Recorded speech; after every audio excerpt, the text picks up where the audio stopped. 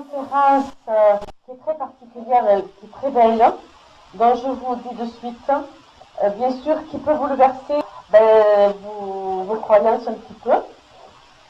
Maintenant, vous êtes venus, je ne vais pas vous obliger à croire ce que je vais vous dire. Vous ferez ce que vous voulez, mais merci quand même d'être venus. Donc, vous en prendrez ce que vous voudrez. C'est l'archange Gabriel qui m'a donné cet enseignement. Là aussi, on n'est pas obligé de le croire. Chacun fait comme il veut. Voilà. Cette conférence, aujourd'hui, je l'ai perfectionnée parce que j'ai pris plus de temps, que j'ai plus d'habitude maintenant d'écrire et tout ça.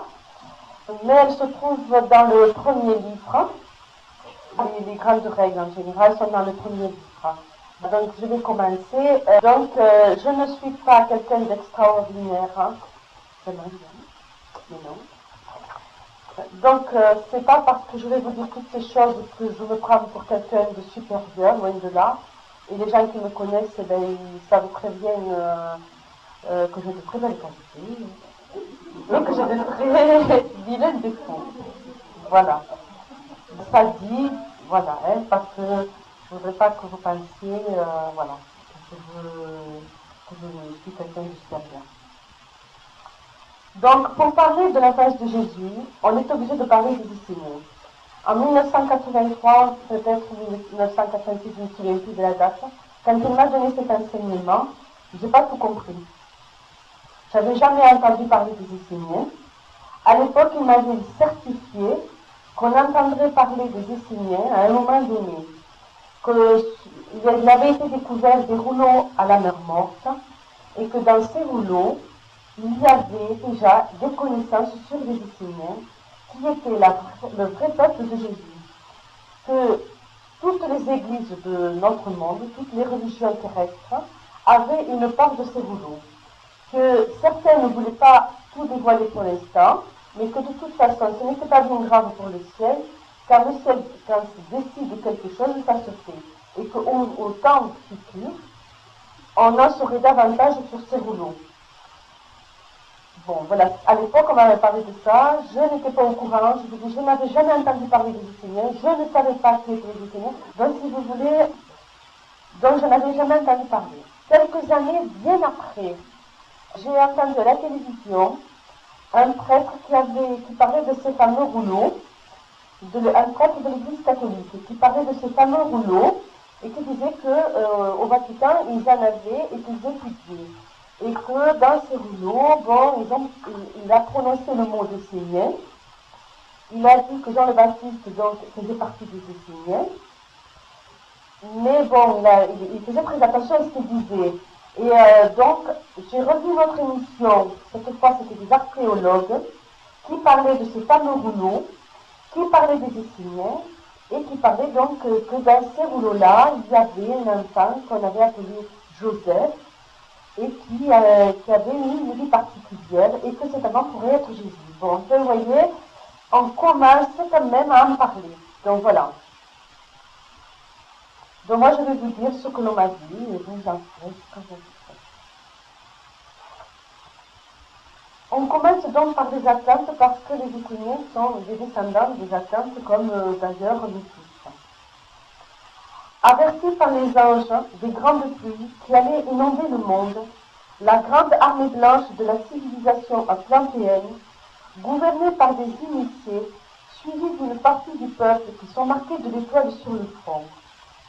Alors, moi, il m'a expliqué, donc à l'époque, je vous dis, moi à l'époque, quand j'ai lu cet enseignement, je vous dis franchement, j'ai reçu ça, j'ai pris mes notes, mais vraiment, je ne comprenais rien. Je vous le dis de suite, maintenant, je comprends quand même beaucoup plus.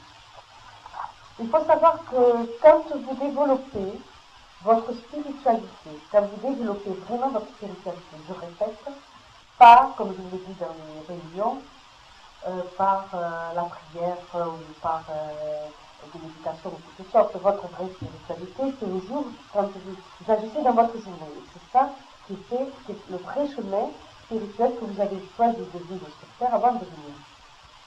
Quand vous développez votre spiritualité, c'est-à-dire que votre comportement de tous les jours est en harmonie avec le ciel, en harmonie avec la nature, en harmonie avec votre cœur, vous développez votre aura, une lumière particulière. De là, dans le chakra, là, que certains appellent le troisième œil, vous l'appelez comme vous voulez, vous ouvrez ce chakra, il se fait une lumière. Et l'ange gardien, avec les grands anges du ciel, selon votre énergie, certains anges donc de certains mondes, vont travailler avec vous. Et donc, vous avez une lumière que les mystiques peuvent voir, mais qu'on ne peut pas voir comme ça du jour au lendemain. Donc, ces gens qui étaient marqués de l'étoile, c'est-à-dire de cette lumière sur le front, étaient donc avertis. Donc, je répète, gouvernés par les initiés, suivis d'une partie du peuple qui sont marqués de l'étoile, se réfugient sur les monts les plus élevés ou s'embarquent dans de grandes arches, construites pour la circonstance, avec des animaux et un spécimen de toutes les plantes qui les entourent. Ils emportent aussi avec eux tous les secrets mystiques de leur vieille civilisation. Bien entendu, tout le monde a entendu parler de l'arche de Noé. Alors si vous imaginez qu'il n'y a eu qu'une seule arche, qu'une seule famille est sauvée sur la terre, ça fait un peu bizarre, moi je crois. Ça fait un petit peu de moi je crois. En fait, il faut savoir que beaucoup d'hommes sur la planète avaient été avertis de ce déluge et donc beaucoup avaient préparé leur protection. Les uns en montant sur les monts très élevés, les autres en construisant de grandes arches. On en a retrouvé dans le monde, ces fameuses arches, sur certains mondes. Hein. Bon, ça, je ne sais pas le sujet du jour, mais on en a retrouvé. Et moi, il m'a été dit que dans les Pyrénées, qui étaient beaucoup plus hautes à l'époque dont je vous parle, très hautes, il y avait eu une tribu. Donc, le pourquoi le Canigou pour le ciel est un monde sacré. Après le grand déluge, quand les eaux se retirent, la terre apparaît à nouveau, les anges séparent les hommes en tribus afin qu'ils aillent s'installer sur tous les continents. Je l'ai bien noté tout au présent, parce que les anges aiment bien qu'on parle au présent, pour que vous compreniez bien, que ce soit très simple. Hein. Une de ces tribus crée l'Égypte. Une fois bien installés, les Égyptiens développent leurs connaissances spirituelles qui sont confiées aux hommes les plus sages. Certains initiés s'unissent en une confrérie mystique assez secrète et ne dévoilent les grands mystères qu'à une partie de la population. Ces personnes sont choisies d'après leur carte du ciel. La carte du ciel, pour ceux qui ne savent pas, c'est quand on est sur Terre, nous naissons un jour bien précis, à une heure bien précise, de façon à ce que toute notre destinée soit présente dans ce qu'on appelle, en astrologie, on dit, on avale les rayons de notre destin. C'est un peu compliqué, mais voilà. Donc, quand on monte une carte du ciel, on voit à peu près ce que l'entité a choisi de vivre pour sa propre spiritualité, pour l'évolution spirituelle qu'elle s'est promise dans ce monde. Hein. Donc, ces personnes sont choisies d'après leur carte du ciel, car aucune décision n'est prise sans avoir consulté les astres. Les astrologues sont fort considérés pour leur science et leur sagesse. Toutes ces personnes s'unissent et créent la grande fraternité blanche qui se partage en plusieurs groupes. Un de ces groupes devient la fraternité essénienne, qui s'établit en Palestine. Mais les maîtres, alors, sachez que jamais les hommes du peuple appelaient ces maîtres-là maîtres. On les appelait pères, frères, mères ou sœurs, mais jamais maîtres. Car pour eux, les gens dont ils s'occupaient étaient comme des enfants. Mais en aucune façon, ils n'acceptaient d'être, si vous voulez, considérés comme supérieurs. C'est pas parce qu'ils avaient développé de grandes connaissances qu'ils acceptaient qu'on les prenne pour supérieurs. Ils ne voulaient absolument pas qu'on les prenne pour supérieurs. Ils voulaient qu'on les appelle bon père ou mère, si vous âgés, ou frère ou sœur, mais pas maître. Il est aujourd'hui important de dévoiler leur existence et leur enseignement. On peut considérer que la grande fraternité blanche actuelle est la continuation de la fraternité essénienne. Les Esséniens vivent en Palestine de façon la plus discrète possible, afin d'éviter de subir la politique. Ils sont plutôt grands, là je vous parle de leur physique. La majorité ont les cheveux clairs, donc il faut voir blond ou châtain doré. Les cheveux sont portés longs, autant les hommes que les femmes. Les yeux sont souvent bleus, ou alors très clairs.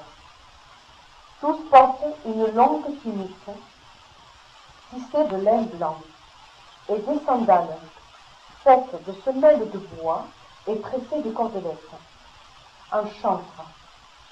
Les femmes nouent leurs cheveux et portent autour de leur tête une cordelette. Elles serrent leur taille d'un cordon épais. Les chefs étaient choisis selon leur réincarnation, car pour eux la réincarnation ne fait aucun doute, et le thème de chaque enfant est étudié le jour de sa naissance. Dès son plus jeune âge, un Essénien est enseigné pour la mission qu'il s'est choisie avant sa venue sur terre. Que son destin soit d'être médecin, guérisseur, enseignant, missionnaire, écrivain ou tout simplement maçon, menuisier, boulanger. Tous les enfants reçoivent un enseignement ésotérique. Ils sont initiés aux lois divines. On les aide à perfectionner leurs dons en développant le corps physique et le corps éthérique. On leur explique comment combattre leurs émotions négatives. On leur apprend à aimer la vie et tout ce qui fait partie du monde. Les enfants ont rarement de punitions corporelles. L'éducation essénienne est faite de beaucoup de philosophie. Alors, on va parler de l'exemple d'une punition, et je trouvais ça génial. On imagine deux enfants, plus rarement des adultes, qui ne s'entendent pas, que rien ne les concilie. Alors, il y avait, on se réunissait, on essayait de parler avec eux. Si ça ne marchait pas, on les unit en les liant côte à côte, c'est-à-dire bras contre bras, voyez, comme ça. Hein? Bras contre bras, cuisse contre cuisse. Vous comprenez ce que je veux dire? On les nouait dans les bras de l'un noué au bras de l'autre, la cuisse nouée à la cuisse de l'autre, jusqu'au pied. Cela oblige les deux personnes, imaginez-le, à s'entraider mutuellement tout au long de la journée. Ici, il y a le avec un bras, donc en fait, le bras, ils n'avaient plus que deux bras et deux jambes, et c'était bien agréable pour eux d'être obligés de se demander. Alors, deux ennemis qui jouaient comme ça, au début, ils ne se parlent pas, bien après, à un moment donné, ils sont bien obligés de communiquer, et ça peut aller après à autre chose. Donc, oblige les deux personnes à s'entraider pour tous les actes de la journée. Cela dure tant qu'une parfaite entente ne se crée pas entre les deux partenaires. C'est-à-dire, le soir, on les délie, et le lendemain matin, on les attache de nouveau, tant qu'ils n'ont pas atteint une entente. Quand enfin ils rient de leur mésentente, on dénoue les cordes. Les biens de tous sont mis en communauté, qu'ils soient matériels ou en monnaie. Chacun se sert selon ses besoins, qui sont petits, car leur façon de vivre reste simple. Il y a les anciens, qui s'occupent des affaires de la communauté. Ils gèrent les litiges avec beaucoup de sagesse. Un Essénien se tait dans les disputes. Il fuit toute expérience mauvaise. Il ne parle pas des secrets spirituels à celui qui ne comprend pas, de peur de troubler son âme. Et ça, moi, je trouve que c'est une très bonne chose, vous voyez. Moi, je ne me permettrai jamais à un repas où les gens ne sont pas forcément là ils ne viennent pas manger avec moi pour avoir un enseignement. Ils viennent, je n'en donne pas. Je ne parle pas ni des livres, ni de ce que je sais, ni des anges, parce que je respecte les gens qui sont avec moi et ce n'est pas le lieu et l'heure. Si on me pose une question, je réponds. Si on ne me pose pas de questions, je me tais. Et ça, c'est très important. Ça fait partie de la tolérance. Il ne parle pas des secrets spirituels à celui qui ne le comprend pas, de peur de troubler son âme. Le nom de Dieu ne se prononce qu'avec un grand respect. Il reste fidèle à ses amis et à sa parole, qui est comme un contrat signé, car jamais il ne l'a trahi. Dans un litige, il préfère accepter ce qu'on lui demande pour éviter toute colère ou toute haine. Les couples d'Esséniens habitent une petite maison avec un petit bout de terre pour la culture des légumes et des fruits, qu'ils partagent entre eux et qui servait souvent de mener d'échange avec l'extérieur. L'homme joue le rôle de protecteur et s'occupe de tous les travaux de force. La femme, bien sûr, se charge des tâches ménagères et élève les enfants, mais elle sert aussi la communauté. Par exemple, celle qui s'est bien tissée, qui sera pour toute la communauté. Celle qui est plus douée pour la cuisine pour la communauté. Mais ils peuvent aussi vivre chez eux. Ils ne sont pas obligés de tout faire en communauté, bien d'accord. Les couples définis avaient une totale liberté de vie. Ce n'était pas la secte qui s'enferme, chacun faisait ce qu'il voulait, mais ils s'entraidaient les uns les autres. Et s'il y en avait un qui pouvait donner un peu plus et qu'il avait envie de donner plus, il le faisait. Mais ce n'était pas une obligation. Une femme célibataire ou sans enfant adopte toujours un ou plusieurs orphelins. Ça, c'est très important aussi, c'est-à-dire qu'il y avait un enfant qui perdait sa maman, il y avait toujours une femme de la communauté qui s'occupait de l'enfant, parfois plusieurs. Les Esséniens n'ont pas de domestiques, cela est contraire à leur idée. Il faut savoir qu'à l'époque, il y avait beaucoup de serviteurs et beaucoup d'esclaves. La plupart ont une nourriture végétarienne, mais cela n'est pas une obligation. Ils ne discutent jamais politique ou religion avec les gens du peuple. Ils sont simples en tout. Leur but premier est de soigner les malades et d'aider les malheureux. Ils sont les premiers à créer les maisons d'accueil pour les malheureux. Les fonds communs servent aux soins et à la création d'hôpitaux et d'hospices.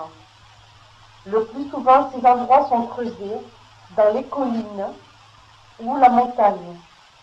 Ce sont des grottes bien orientées contre le froid et l'humidité, reliées par de longs couloirs.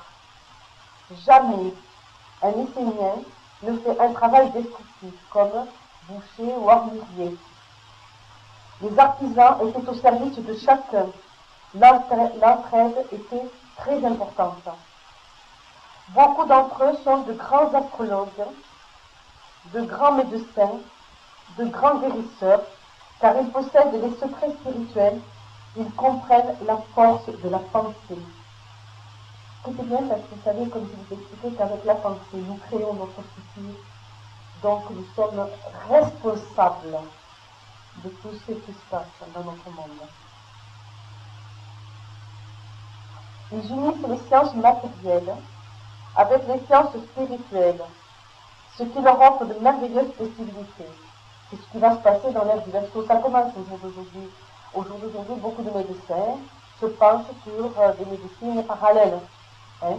En fait, ça leur donne d'autres possibilités et ça permet des guérisons plus totales. Car si on guérit le corps physique, si les corps subtils,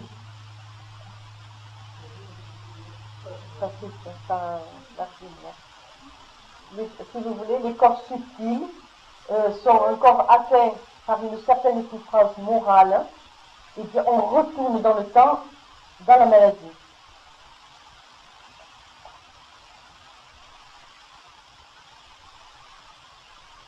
Les Esséniens sont donc de grands guérisseurs. Ils sont connus pour leur façon de soigner avec des médicaments, fabriqués par leurs soins avec des ingrédients tirés de la nature. Ils savent cueillir les plantes au bon moment en regardant le ciel. Ils travaillent le silence et connaissent le pouvoir des énergies critiques pour certains mots. Ils connaissent le pouvoir des chants, de la voix et parlent toujours très doucement aux malades.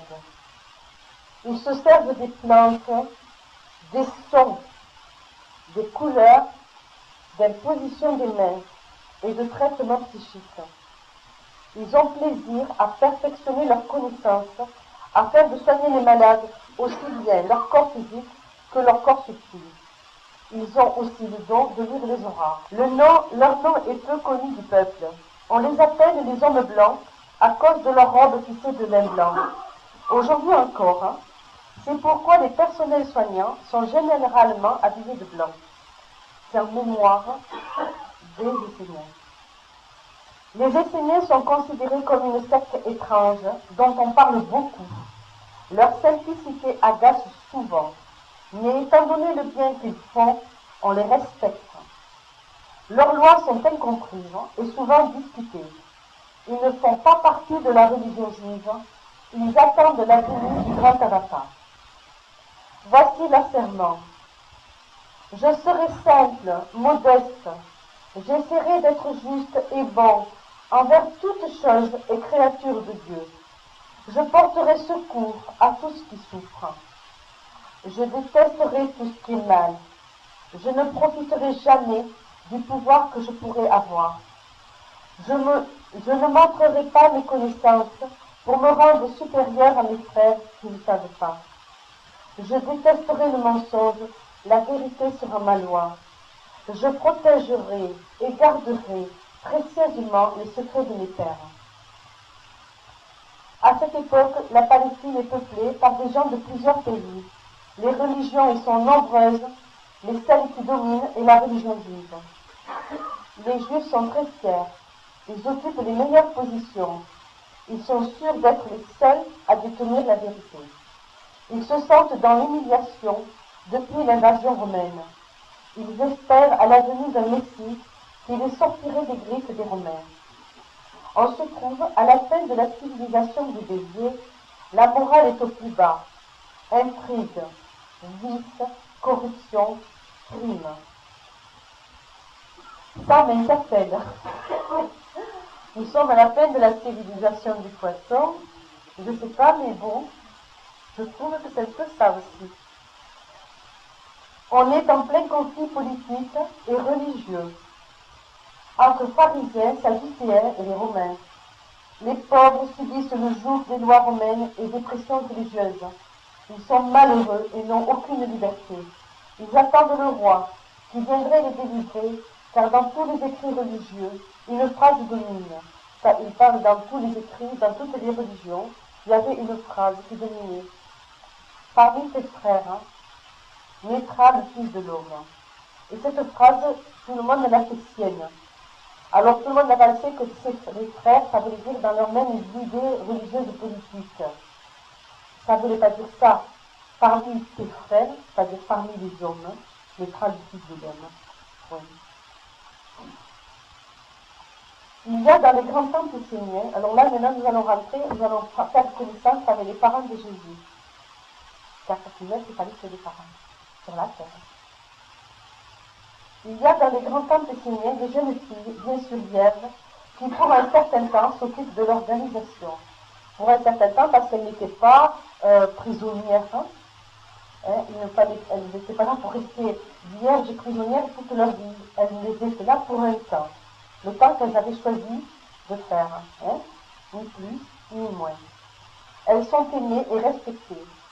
En échange de leur travail, elles sont enseignées des secrets mystiques.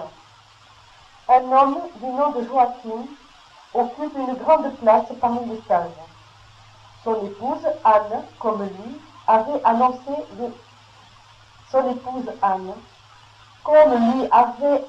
les mages, il y a bien longtemps, donne enfin naissance à une petite fille. Il la prénomme Marie, car son soleil se trouve dans le signe de la balance. Moi, je n'ai pas toujours compris pourquoi elle s'appelait Marie, parce qu'elle était née dans le signe de la balance. Pour ça, on l'a trouvée comme Pauline. Moi, bêtement, petite fille ordinaire et primaire de la Terre, je me dis, le signe de la balance, c'est le signe de l'amour, c'est le signe de l'union. Et, comme par hasard, c'est dans la balance que l'on voit l'union. Vous savez, c'est dans la balance qu'on va voir avec qui on va s'unir. Hein. C'est le signe de l'union, des associations. Et c'est marrant parce que on dit bien mariage, hein, on appelle les gens qui s'unissent des mariés. Donc je fais un peu le rapprochement, mais bon, moi c'est ma compréhension personnelle. Hein. Donc voilà.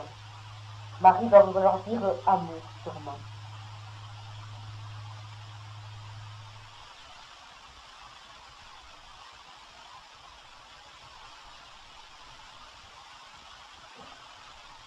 L'étude de sa carte du ciel certifie que l'enfant ramène de grandes connaissances mystiques, que l'âme a vécu plusieurs purifications. Elle est très pure. Anne surveille à ce que rien d'impur ne touche l'enfant. À 6 mois, la petite Marie est comme tous les enfants bénis au temple. On pose pendant la cérémonie l'enfant sur un drap blanc près du feu sacré. Marie fait 7 pas vers l'autel, c'est le premier signe. Les mages chantent la gloire de Dieu. Tante Anne nourrit l'enfant, elle la garde près d'elle. Mais les petits pieds de Marie ne touchent le sol que sur un tissu blanc pur. Les vierges du temple aident Anne à l'éducation de Marie.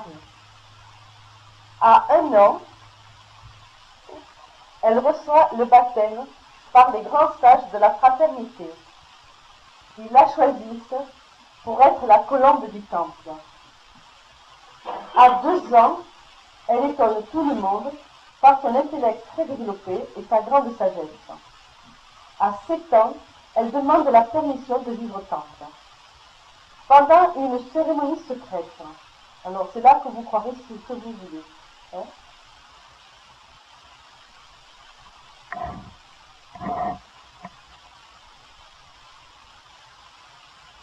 J'ai perdu la page.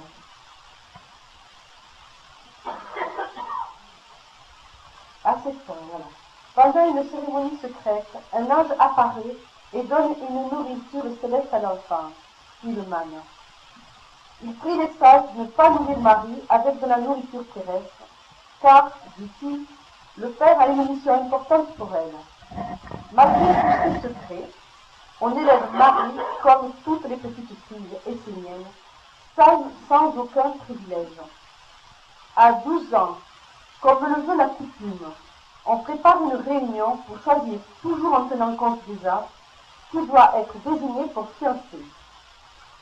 L'ange apparaît à nouveau et prie Joachim de réunir les veuves de la fraternité, car celui qui lui est donné par le Père s'y trouve. On fait donc comme il a été demandé, et l'on convoque tous les veuves de la fraternité. Pendant la réunion, une colombe se pose sur un charpentier nommé Joseph. L'homme est réputé pour sa simplicité, sa douceur et sa sagesse. On lui annonce qu'il vient d'être choisi pour être le protecteur de la colombe.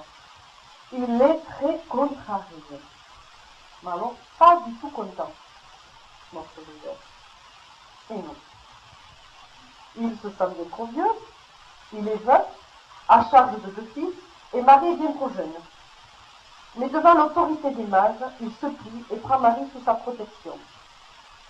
À 16 ans, un jour que Marie fixe un ouvrage pour le temple, l'ange se manifeste à nouveau et lui fait son salut.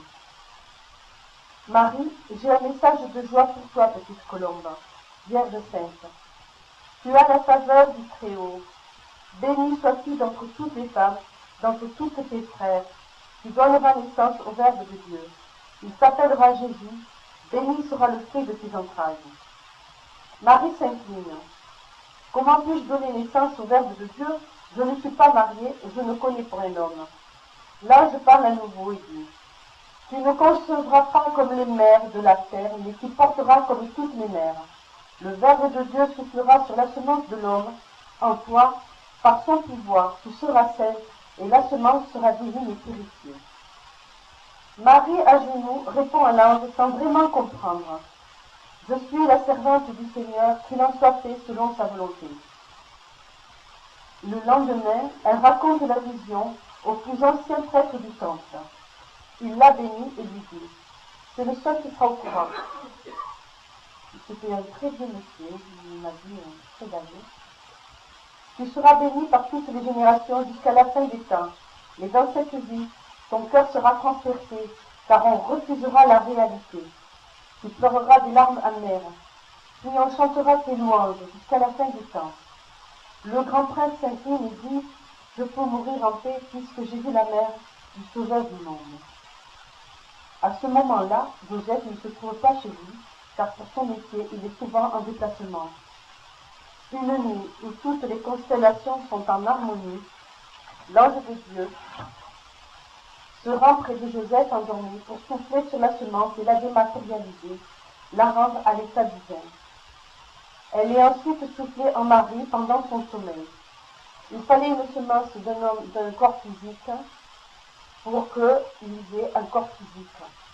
Mais à l'époque, quand on m'a expliqué tout ça, je ne comprenais rien. Mais maintenant, vous savez, avec l'insémination artificielle, je me dis quelque part, ça a peut-être été la première et la plus jolie.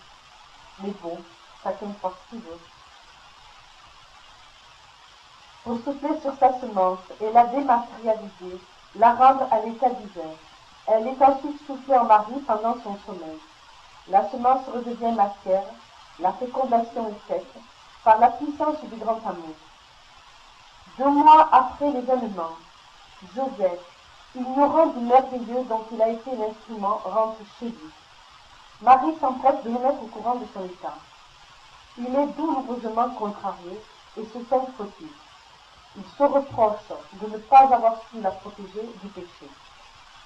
Marie, devant l'ignorance, les doutes et les accusations de Joseph, pleure, se met à genoux et le prie de croire qu'elle est pure et sans péché. Elle ne connaît pas l'homme. Elle a de par le Dieu vivant pendant son sommeil, avec toute la pureté de la création et de l'esprit conçu de par le Verbe de Dieu, comme ce le fut pour le commencement de toutes choses vivantes en Dieu. Joseph, en entendant ces paroles, est troublé, mais le doute est dans son cœur. Il pense répudier la colombe dans le secret. L'ange de Dieu revint la nuit voir l'esprit de Joseph et lui dit, ne crains point, Joseph, de garder Marie près de toi.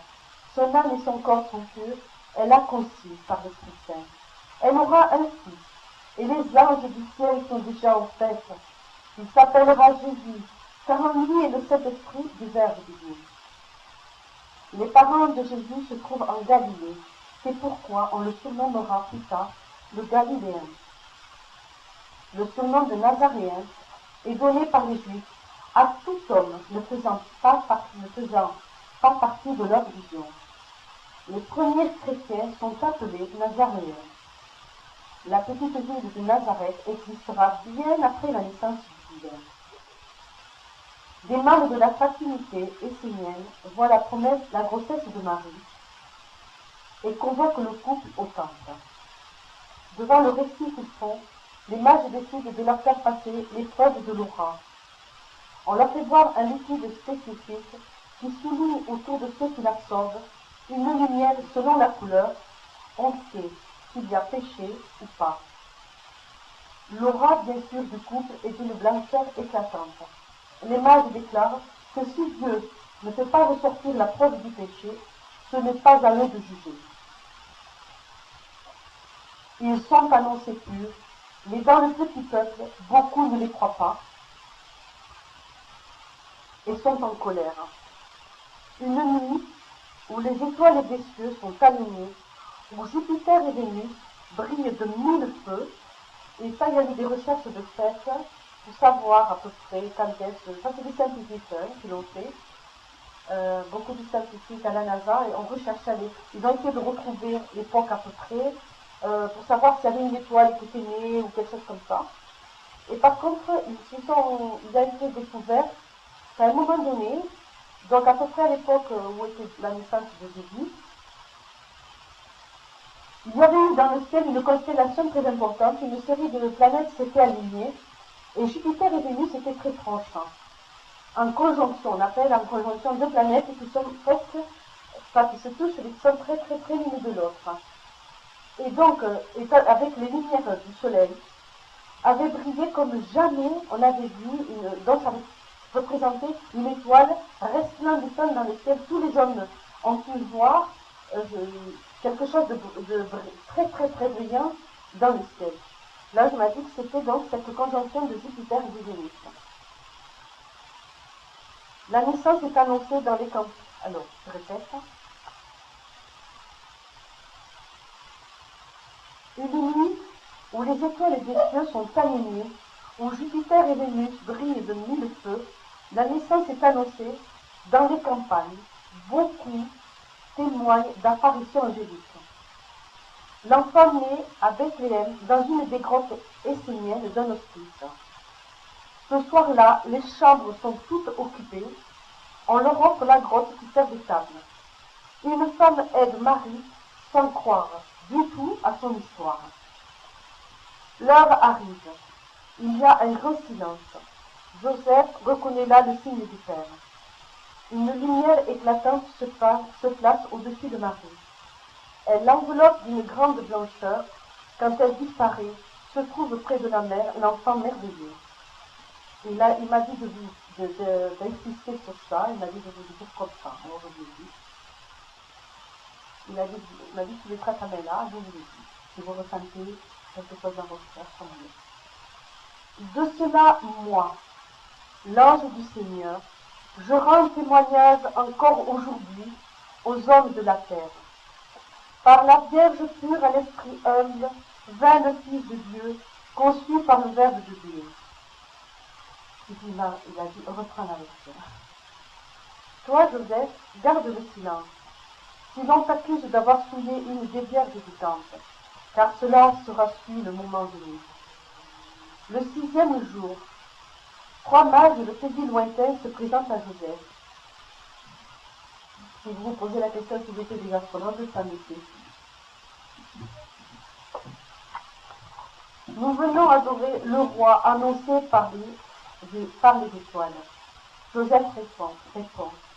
L'enfant est fils de Dieu vivant et roi du ciel, son royaume n'est pas de ce monde. Après avoir admiré l'enfant, les mages avertissent Joseph du projet d'Hérode de vouloir le faire mourir. Joseph prend sa famille et fuit en Égypte. Enfance de Jésus. Il faut pour sa mission terrestre commencer par une éducation physique afin qu'il puisse retrouver sa conscience cosmique et divine. Il faut que vous compreniez que, comme nous, quand Jésus était petit, il n'avait absolument pas conscience de ce qu'il était dans sa réalité. Comme nous ne savons pas, quand nous sommes petits, quelle sera notre mission terrestre. Nous vivons autour de nos parents et que pour nos parents. Il va falloir, pour qu'il retrouve sa mémoire cosmique, tout un enseignement et toute une préparation. Et ça commence à des choses toutes simples. Il faut le nourrir, lui apprendre à marcher, lui apprendre à parler. Toutes ces choses vont se faire de façon très simple. Il n'y a pas... je ne sais pas. Donc, on commence son éducation. Marie lui apprend, comme toutes les mères, à marcher, à se nourrir. En fait, elle lui apprend à vivre son corps physique. Car l'ange a souri, il m'a dit de vous dire, car le physique est construit par le physique, qui est l'esprit et de Dieu. L'enfant vit comme tous les enfants. Ses journées sont remplies de jeux et de travail. Car les petits Isséniens assumaient plein de petites tâches quotidiennes. À 7 ans, Joseph, car comme les fils d'Isséniens, il porte pour un temps le prénom de son père. Si vous voulez, au tout début, c'est la tradition. L'enfant porte le nom de son père. Et petit à petit, on lui donne un autre nom. C'est après qu'on leur donne un autre nom. D'accord? Donc, à 7 ans, Joseph est élevé au temple comme tous les enfants de la fraternité. Donc, beaucoup sont très étonnés par la lumière de son esprit. Il reçoit donc l'enseignement essénien très libéral, mais strict, du Mont Carmel, ancien endroit mystique qui détient les secrets de la grande fraternité blanche. Les 3 mages étrangers ne sont pas venus pour adorer l'enfant sauvage, le grand avatar, et l'oublier par la suite. Ils suivent de près son enseignement, ils aident l'enfant à son développement spirituel. Les Esséniens suivent la loi du pays où ils vivent, et dans le cas de Jésus, ils suivent les lois romaines et les lois juives. Comme le veut la tradition juive, Joseph et Marie présentent l'enfant au temple de Jérusalem. à l'âge de 12 ans. C'est son premier voyage. Ils sont logés pour la circonstance dans une des maisons d'accueil des gentils, autre groupe essénien. Jésus, au temple, a au temple des discussions avec les pharisiens. Il n'est pas le seul enfant, mais il étonne par ses réponses claires et évoluées sur la loi, mais avec de nouveaux enseignements. On le garde 3 jours. Il refuse de prendre la religion juive. À ses parents qui le cherchent, il déclare « Je m'occupe des affaires de mon père ». Jésus n'est pas, comme on peut le croire, austère, toujours en prière et solitaire. Toute sa vie, il est gai, il aime rire et plaisanter. Et surtout, il aime les enfants, avec qui il joue, dès que son emploi du temps le permet. Très jeune, il est doux avec les vieux et les malades. Il parle peu de lui et son langage n'est pas mystique. Il est simple. On vient le voir pour un conseil ou une aide. Il se montre alors disponible, à l'écoute de chacun. Il est grand de taille, très grand. Il dépassait toujours d'une tête. Les gens, dans les groupes où il était, il dépassait toujours d'une tête, les gens. Il est grand de taille, comme tous les Esséniens, les cheveux clairs et les yeux bleus. Il est beau. Mais il a aussi autour de lui des jaloux et des moqueurs, car il dérange déjà par sa musique sèche et la lumière qu'il dégage. Il dérange par ses paroles évoluées qui remettent en question les esprits étroits. Dieu, que je le plaise. Après ses études au Mont-Carmel, il part dans les écoles étrangères. Vous voyez bien que les grands astrologues qui étaient venus le voir l'ont emmené dans leur pays pour leur lui donner les enseignements supplémentaires qu'ils avaient besoin pour travailler. Donc, il a 15 ans. Il va en Égypte, où il apprend les anciennes civilisations et les anciennes religions. Dans certains journaux égyptiens, on parle de lui, de ce jeune homme. Donc là, il apprend les anciennes civilisations, les anciennes religions. Puis, à 20 ans, il va en Inde pour y développer avec les grands maîtres les mystères bouddhistes. Il y subit aussi bien des tentations sur le pouvoir et la richesse. À 25 ans, il part en Chine, au Tibet. Il retrouve l'art de guérir et l'art de l'enseignement par les paraboles. Il subit là aussi de nombreuses tentations.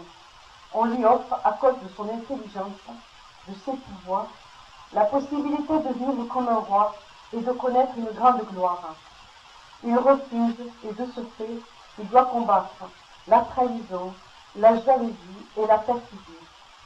Il a 30 ans quand il retourne en Égypte, où il reçoit enfin, dans une des salles secrètes de la grande pyramide, par une cérémonie mystique et secrète, les énergies puissantes de la grande force cosmique. Et là, il est en Christ. Il devient Jésus-Christ. Donc, il combat les élémentaux des hommes qui veulent le séduire. Il leur annonce leur fin prochaine. Voilà. Nous allons faire une pause. Vous avez un papier, un stylo. Vous pouvez poser toutes les questions que vous voudrez. Je répondrai à toutes les questions. Si vous voulez avoir une réponse, il faut une